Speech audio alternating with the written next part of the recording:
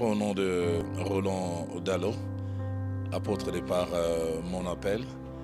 Je suis père des églises et centres missionnaires Philadelphie, mais présentement je dirige plus Dallot Ministry, qui est un ministère que Dieu a placé dans mon cœur pour encadrer les serviteurs de Dieu, marié à une seule femme depuis bientôt 30 ans, qui s'appelle Viviane, et père de 4 filles et grand-père de 2 petits garçons.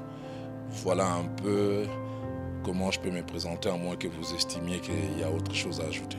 Selon l'art du parfumeur, parce que quand vous étudiez cette parole dans l'Ancien Testament, il y avait une certaine façon de faire le parfum.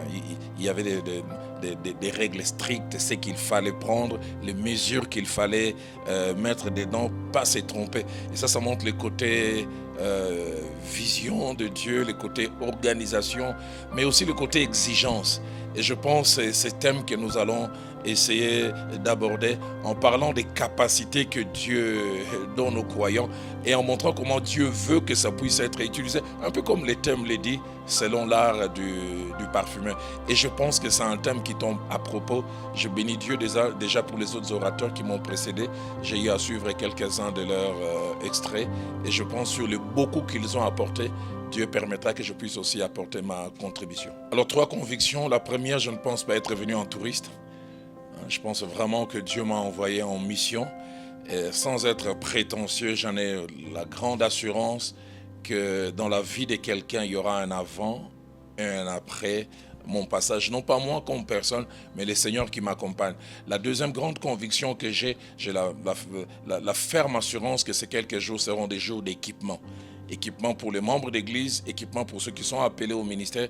Mais troisième et avant-dernière chose que je puis parler en termes des choses que j'ai profondément dans le cœur, c'est que je viens un peu comme l'apôtre Paul. Quand il écrit aux Romains, il dit « J'ai le désir de venir vers vous pour vous transmettre quelques dons ». Non pas qu'il en était le propriétaire, mais il avait la conviction que son passage allait apporter quelque chose, échanger quelque chose. Et donc c'est pour cela que je dis, je viens un peu avec cette conviction comme l'apôtre Paul.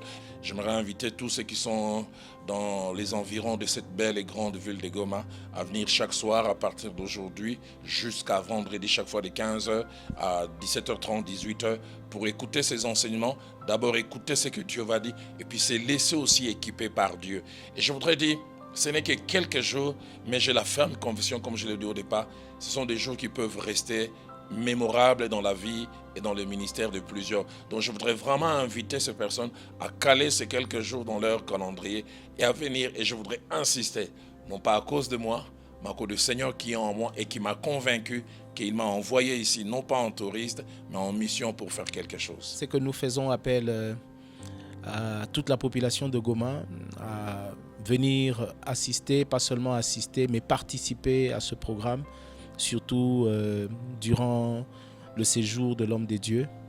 Je l'ai dit à l'église hier, c'est un homme porteur de beaucoup de grâces et nous voulons profiter de toutes ces grâces que Dieu a mis en lui pour que cela soit quelque chose de plus dans le ministère et dans nos vies.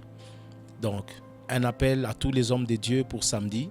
À partir de 9h, nous aurons une réunion avec tous les hommes, tous les serviteurs de Dieu. À partir de 9h à la mission évangélique Shiloh. Vous êtes les bienvenus afin que nous puissions écouter encore une fois l'homme de Dieu. Comme il le dit toujours, le faire aiguise le faire. On a besoin de pouvoir être formé, être encadré, être même enseigné par ceux qui nous ont précédés, mais aussi par ceux qui ont des grâces particulières afin que nous puissions parfaire notre ministère. Que Dieu vous bénisse.